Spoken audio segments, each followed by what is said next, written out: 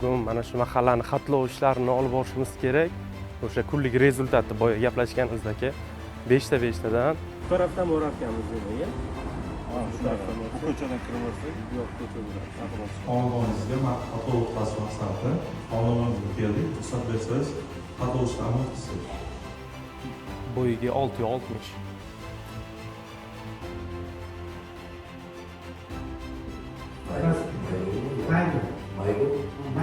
Davlat xizmatlari markaziga borib,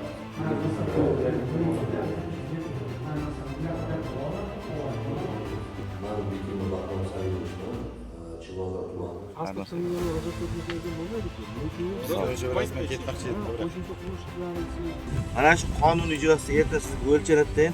Hozirgi kunda 412 ming so'm e'tirofga o'tadi. 412 ming so'm to'lasangiz, mana shu binolaringiz bilan egaligingizni beraveradi. Sizga juda xalqqa foyda. Buni ichini ham o'lchab olamiz, amaki. Buni.